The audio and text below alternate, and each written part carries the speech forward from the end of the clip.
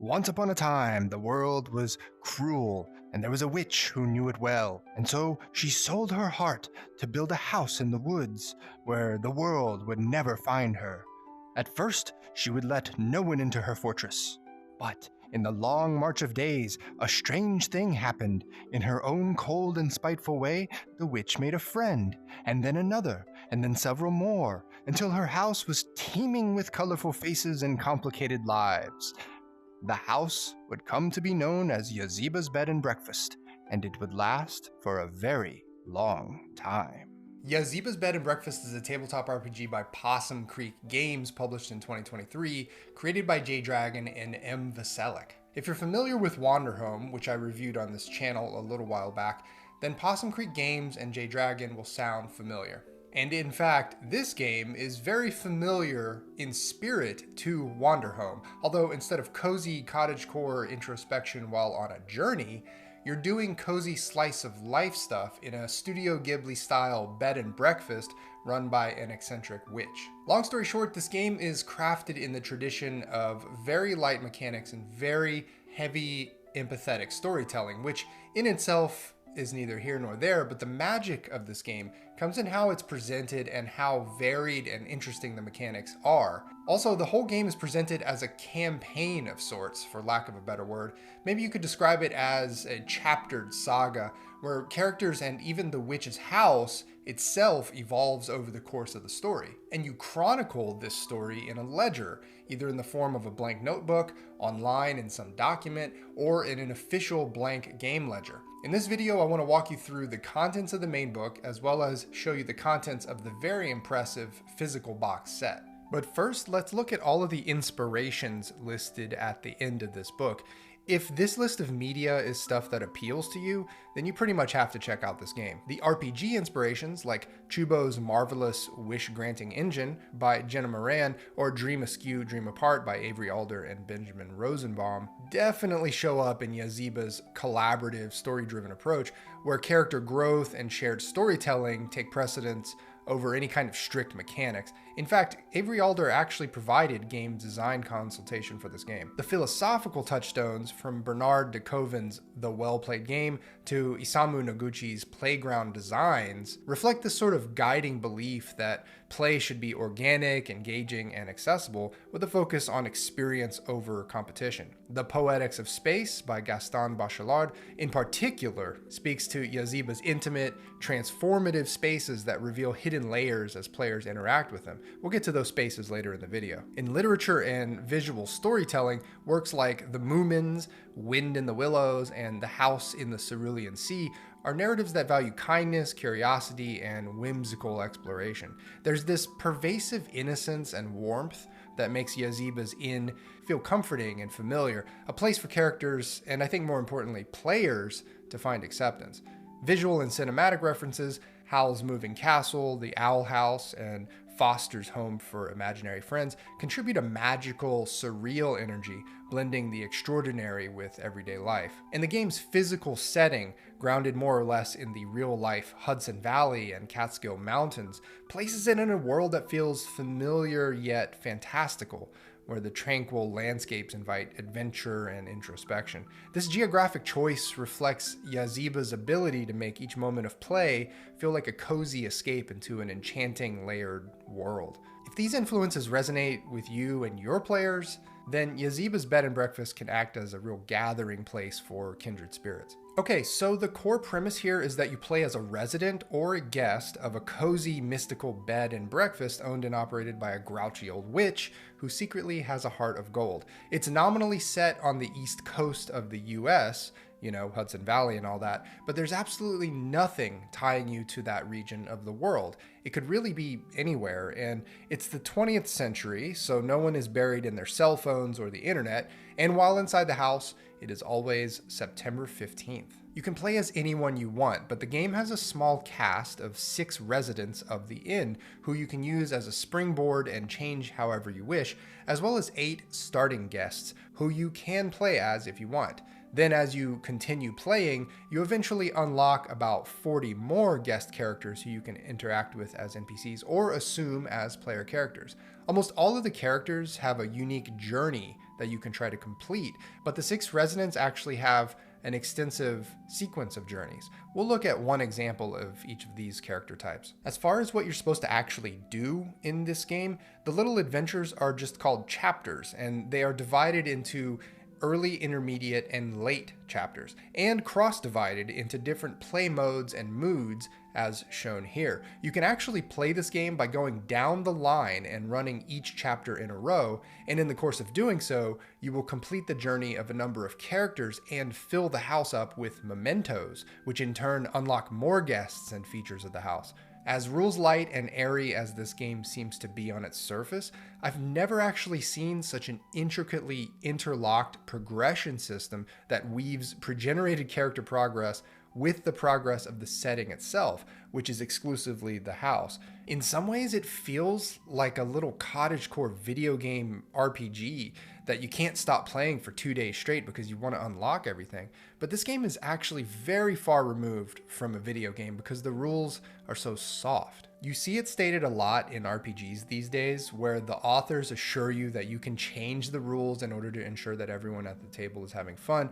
But with a game whose rules I'd probably put at a 1 in complexity on a scale of 1 to 10, ignoring rules and doing take-backsies is pretty much the opposite of a video game where all the rules have to be hard-coded and uniformly administered. You don't actually have to play the chapters in any order if you don't want to, as you might have guessed. It's generally suggested that you play enough of the game to unlock later characters and content mechanically, but really you can just pick and choose the chapters you want to play however you want. The most important consideration when cheating like this is to make sure that what you're doing feels true. This gave me a chuckle because I think I'm probably in the middle of the spectrum of personality types that range from highly literal and analytical to highly intuitive and empathic. But anyone who reads this, who is from the camp of needing everything in an RPG to have a rule and who adheres to published first-party canon and lore, is in for some very rough sailing in this game. But okay, let's take a look at a couple of the main characters of this game, the residents, who actually live in the bed and breakfast. This is what their character sheet looks like. You have Gertrude, who is a runaway teenager who wears a mask. She has various characteristics in the form of statements, and you can edit them or cross them out over the course of play. These are meant to guide your behavior, but don't really carry any mechanical weight. Bingos and whoopsies, on the other hand, do intersect with the game's mechanics. Bingos are these little things that you can do, or little ways that the universe likes to reward you, and you usually have to spend a token or pay some price in order to make one happen. Whoopsies are a way to earn those tokens.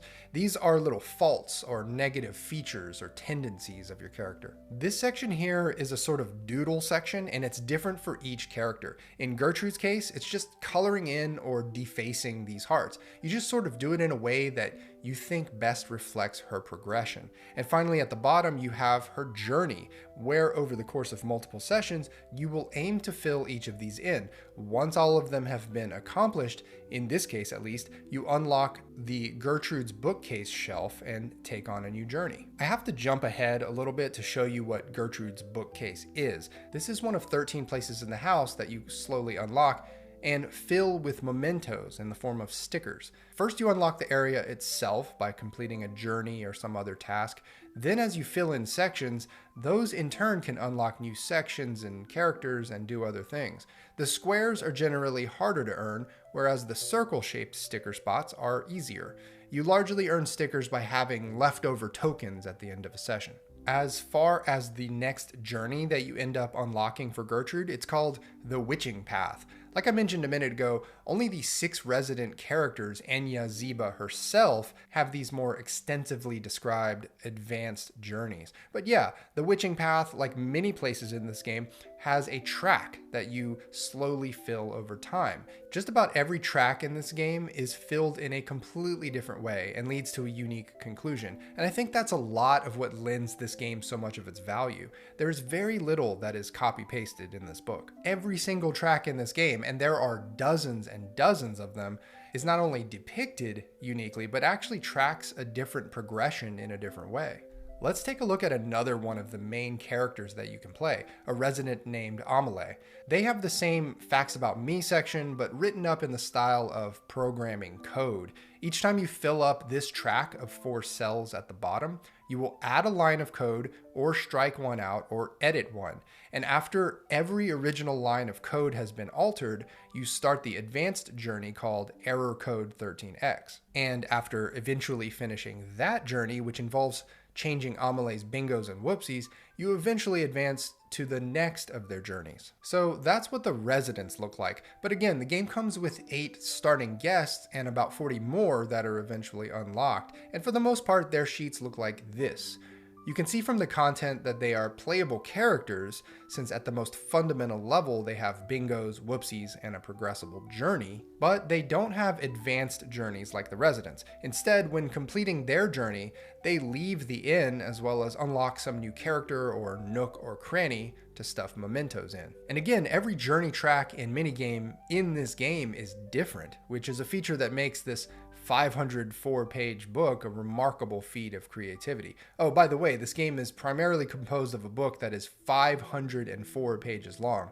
That's probably worth mentioning. So here's what a session might have your characters doing. Let's take a look at Chapter 3, Wash Cycle. By the way, these chapter numbers are meaningless. They're all out of order with gaps in between, but generally speaking, you can still play each of these chapters in the order that they're presented in the table of contents, and they will progress in a coherent, chronological fashion, if you want them to. Anyway, each adventure starts with a bit of artwork and a vignette of fiction that always involves one or more of the main resident characters. Then there is the game cycle itself, which consists of all kinds of different uses of coins, cards, or tokens. In this case, it involves starting with a pile of coins in the middle of the table. Anytime anyone wants to succeed in whatever they're trying to do, they take a coin, at least at first. But as they start accumulating coins, they will need to flip all of the ones in their possession and get heads in all of them in order to succeed at whatever they're trying to do. If they still succeed, they tick the tracker on whatever they're tracking for the scenario,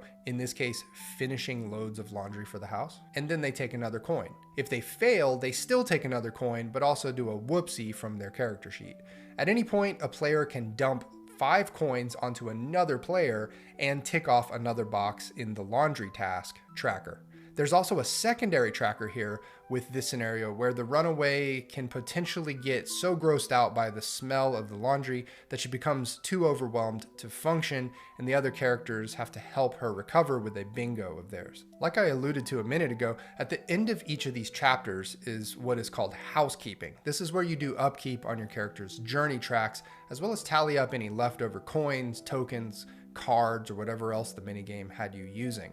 You can sometimes apply these leftovers to your journeys, but if there are still unaccounted for leftovers, you can allocate them towards these sorted tracks, which themselves lead to freeform character progression, unlocked mementos, and plenty of blank tracks that you can come up with yourself. So yeah, there are 48 of these chapters, each at least a little different from the other, and some quite unique. The adventures that utilize a deck of cards, by the way, tend to be more eerie in nature, while others are more of a diary writing exercise than anything. The later chapters, actually a lot of them, involve all manner of empathy and introspection. Ironically, this game might be dismissed as too soft or simple for some gamers, but some of the challenges it potentially presents to a table are way more daunting than teaming up to kill a beholder or a boss level vampire. You're sometimes asked to poke around and play with trauma, which might trigger some big feelings. This is not a new theme in RPGs by these particular creators. They just happen to find the gamification of fuzzy cuteness spliced with gut-wrenching deep-seated emotions to be fun. You almost need a certain minimum of emotional intelligence to mess with some of these chapters. Really, one of the most remarkable features of this game is the admittedly kind of pricey but ultra deluxe box set that you can get for it. I picked this up at Origins in Columbus, Ohio at the Indie Press Revolution booth for something like $150. So not cheap, but let's see what kind of magic you get here. The slipcase is a matte, full-color print job, and there are these 3 items inside. Let's start with the core rulebook. Like I said, this runs about 500 pages. It has 2 purple ribbon bookmarks. there is a dust jacket that comes off. The blue cover reminds me exactly of casebooks from law school, but the internal content could not be more different. The inside of the dust jacket has a little bonus character in the form of the house itself. The paper is glossy and thick. I can understand why they went for this sort of thicker magazine style paper, but to be honest, coated paper like this doesn't take colored pencils or markers as well as uncoated paper, and you're actually supposed to draw and color in this book, so there was a bit of a disconnect for me there. Anyway, this book feels super deluxe. Thank God it's stitch bound too, because 500 heavy pages would not hold together for very long if it were just glue bound. The next item in the slipcase is the ledger. This is not just a blank journal. It's actually meant to help you track all the chapter adventures in the book, as well as the progression of the memento stuffing progress that you make in the house. And really, it's the solution to not being able to use colored pencils or markers effectively in the deluxe book. The paper here is uncoated and ready to be filled with all your doodles and coloring and drawings. Each resident and guest sheet is included as well. Actually, all of the pages in this book are perforated, which is an invitation to be particularly generous with your players. I just hope that if you rip a character sheet out of your ledger and give it to them, that they appreciate that ultimate act of trust and friendship, and that they take care of that sheet forever. Anyway, you also get all the chapter adventures to keep track of. The final item in the slipcase is actually a very sturdy box labeled Yazeba's Trinkets and Tchotchkes. Inside is a cheat sheet that reminds you how to play the game generally.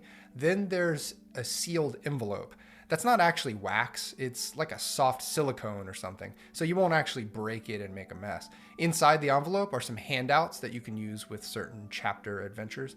I don't want to show you too many of these because they sort of contain spoilers. The paper quality is nice, I can say that much. Next, you have a bunch of sticker sheets. The item stickers come in the form of square or circle shape, the former being harder to earn than the latter. There are also these huge stickers for the advanced resident journeys.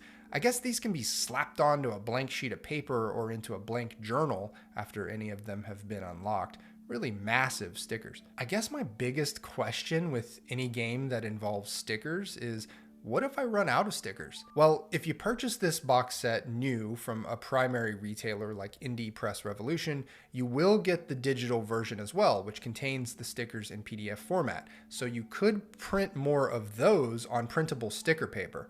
You'd have to cut them out yourself though. Next, there are tokens. I'm not quite sure if there are enough of these game pieces to run a game with more than 3 players, but basically they're used as a currency in a lot of the mini games to sort of buy bingos, and you usually earn them by doing whoopsies. It doesn't matter what shape or color they are in most cases, they're just fungible game tokens. The next thing we have are the coins. We saw the use of coins in that laundry adventure, where you have to flip coins that your character has in order to try and get all heads, and coins are getting dumped onto other players and all that. There should be enough coins here for about 4 players, and if there aren't, you can just use real coins. Finally, there is the deck. This is a standard deck of 52 playing cards. The art on the back is very nice. The face cards are nicely done. They didn't go too far afield with the number cards. All around a decent job on the cards. But yeah, that's the box set for you. So alright, here are my thoughts on Yazeba's Bed and Breakfast by Possum Games. Cons. It's not easy for traditional players. The exploration of feelings and trauma and slice of life joys are not what a lot of people think when they think RPGs. There are no hit points, no stats, no dice. It's just a completely different design approach, and even though this approach has been around for years, it has never hit the mainstream. And so you probably can't just walk into your local game store and run this without at least some resistance. Cutesy theme narrows audience. This sort of dovetails in with the first point that I had here, but it's really a different issue. I think you could reskin this game to take place on a space station or in a medieval manor or a walled bastion in a post-apocalyptic wasteland and still retain the relatively low stakes, slice of life, emotional and emotive fabric that this game has. But this game sort of doubles down and gives you really the softest, cutest, family-friendly Studio Ghibli fuzzy-wuzzy aesthetic possible, which is fine. I love that choice. But it probably does narrow the potential audience for this game. leans heavily towards pre-generated characters. I definitely understand why the game designers sort of centered the game around a cast of characters, large and small. It was a way to find some solid ground on which to base a system of progression and unlockable content. Without those characters, all the unlock conditions would have had to have been a lot more generic and maybe less satisfying. But there is no character creation system in this game at all. No character generator tables or anything like that. So if you want to make a completely unique character, you will have to either borrow details from other characters or dig deep into your creative writing skills and come up with a lot of very descriptive details. Pros, it's all weaved together into a tale that unlocks itself. I've never seen anything like this in a tabletop RPG. Sure, you're mostly using a lot of pre-gens as PCs by default, but the game plays out over the course of dozens of sessions, and they each incrementally unlock more and more of the game's content. I think the most remarkable part is that it's not a confusing mess of crisscrossed content references.